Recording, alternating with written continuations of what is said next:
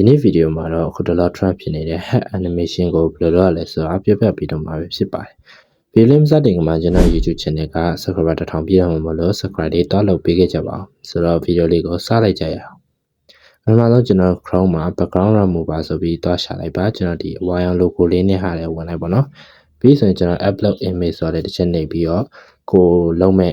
ပုံကိုထည့်လိုက်ပါနော်။အဲ့ဒါကျွန်တော်တို့က character only ပဲ PNG ပြောင်းသွားပါလိမ့်မယ်။အဲ့ချိန်ကျကျွန်တော်တို့အဲ့ဒါလေးကို down လိုက်ပါ။ဒါမှမဟုတ်ကျွန်တော် Gemini နဲ့ဝင်ပါမယ်။ Gemini နဲ့မှာဖြစ်ဖြစ်ကျွန်တော် ChatGPT မှာဖြစ်ဖြစ်ကိုကြိုက်တဲ့ AI အောင်သုံးလို့ရပါတယ်။ပြီးဆိုရင်ကျွန်တော်လုံးမဲ့ပုံလေးကိုထည့်လိုက်ပါ။ဒါပြီးဆိုရင်တော့ကျွန်တော်တို့ကဒီမှာ character only ဖြောက်မှာပေါ့နော်။နောက်က background ယူမှာမလို့ကျွန်တော်တို့ remove character and give me background ဆိုပြီးတော့စာလေးရိုက်လိုက်ပေါ့နော်။ကျွန်တော်အဲ့လိုရိုက်ပြီးဆိုရင်တော့ကျွန်တော်တို့ဒီပုံလေးကိုပို့လိုက်တော့ရပါပြီ။အဲ့လိုပို့လိုက်မယ်ဆိုရင်ကျွန်တော်ခဏလောက်ဆောင်လိုက်တော်လေးထွက်လာပါလိမ့်မယ်။အဲ့လိုထွက်လာဆိုရင်ကျွန်တော်တို့ပုံလေးကိုစေ့လိုက်ပါ။ပုံလေးကိုစေ့ပြီးဆိုတော့ကျွန်တော်တို့ align motion နဲ့ပြန်ဝင်ပြီးခဏပုံတစ်ခုစလုံးထည့်လိုက်ပါမယ်။ထည့်ပြီးဆိုရင်ကျွန်တော်ဒါလေးကိုအဆင်ပြေအောင်ထားလိုက်ပါနော်။ထားပြီးဆိုရင်ကျွန်တော်ဒီ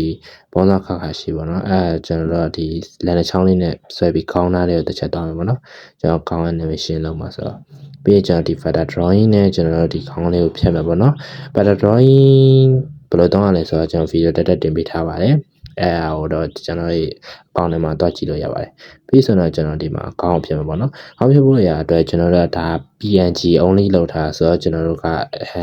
သေးသေးလိုက်လုံနေကြမလို့တော့ပေါ့နော်အသေးသေးလိုက်လုံနေကြမလို့ကျွန်တော်တို့ဒီ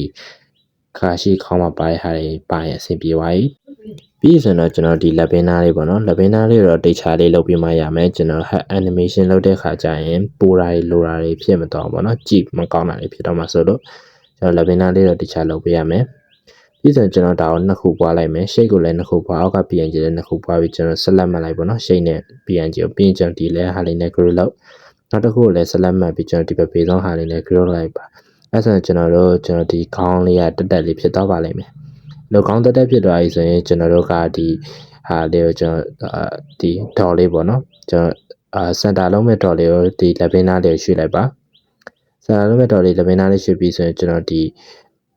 ကျွန်တော်စောင်းပါမလားစောင်းမဲ့ဟာလေးတွေကိုကျွန်တော် grad နဲ့လည်းတစ်ခါလေးလုပ်လို့ရတယ်ဒါပေမဲ့ကျွန်တော်ဒီဗီဒီယိုမှာတော့frame တစ်ခုချင်းစီကိုပေါ့နော် frame တစ်ခုချင်းစီဆိုတာဒီsecond frame ချင်းစီကိုကျွန်တော် live လုပ်ပြပေးထားတယ်ပေါ့နော်ကျွန်တော်ဒီမှာဒီတော့ key frame လေးလိုက်ချမယ် key frame လေးလိုက်ချပြီးဆိုတော့အဲ့ key frame တွေရဲ့ကြားထဲမှာကျွန်တော်တစ် second key frame တွေရဲ့ကြားထဲမှာနောက်ထပ် key frame တွေတ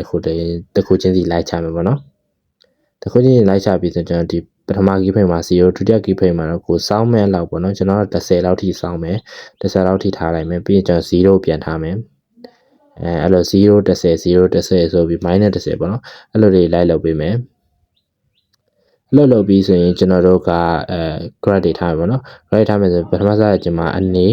အမြန်ဆိုပြီးကျွန်တော်တို့ grad လေးကိုလိုက်လုပ်ပေးရမှာပေါ့နော်โอเคအဲ့လိုမျိုးလေးရပါပြီဆိုရင်ကျွန်တော်တို့ကဒီlevel လေးနည်းနည်းဟာနေပေါ့နော်ကျွန်တော်စောင်းလိုက်ပြီဆိုရင်အဲဒါကြောင့်ကျွန်တော်ဒီခေါင်းလေးကိုအောက်လေးနည်းနည်း short ပေးမယ်ပေါ့နော်ခေါင်းလေးကိုအောက်လေးနည်းနည်း short ပြီး level ဟာတာမျိုးမဖြစ်အောင်ကျွန်တော်တစ်ခုချင်းစီကို level ဟာသွားတဲ့အပိုင်းလေးတွေကိုခေါင်းလေးကိုအောက်လေးလိုက်ပြီးတော့ short ပေးမယ်ပေါ့နော် short ပေးမယ်ပေါ့အဲ့လို short ပေးပြီးဆိုရင်ကျွန်တော်ဒါကိုလည်းခဏ grad အတိုင်းပဲကျွန်တော်တို့လုပ်ပေးရမယ်ပေါ့နော်သူလည်းအနေအမြန်ကျွန်တော်တို့ grad ကိုဖြည်းဖြည်းအဲ့လိုမျိုးလေးလုပ်ပေးရမှာနော်အဲ့ဒါပြီးဆိုတော့ကျွန်တော်တို့တော်တော်မျိုးလေးရလာပါလိမ့်မယ်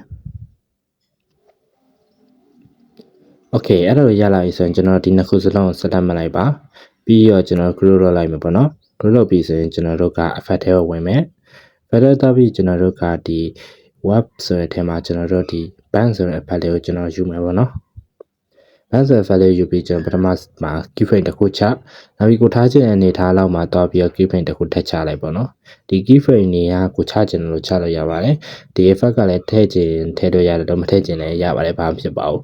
နောက်ပြီးကျွန်တော်ဒီမှာကွေးလိုက်မယ်စစချင်းမှာကျွန်တော် minus လောက်ထိကွေးပြီးတော့ဒီလိုမျိုးလေးထားလိုက်မယ်အဲ့ဆိုရင်ကျွန်တော်ဒီလိုမျိုးလေးရလာပါလိမ့်မယ်ပြီးရင်ကျွန်တော်တို့ကနောက်ဆုံးကိုတွားပြီးတော့ကျွန်တော်တို့ကိုစောင်းနေတဲ့အနေထားလောက်ကိုပြန်စောင်းလိုက်ပါတော့ ဒါတော့ကိုကြိုက်တယ်လို့လောက်ပါဒီ grade တွေကိုလည်းကိုကြိုက်တယ်လို့ထားလို့ရပါတယ် Okay ကျွန်တော်ဒါကတော့ final result လေးပဲဖြစ်ပါတယ်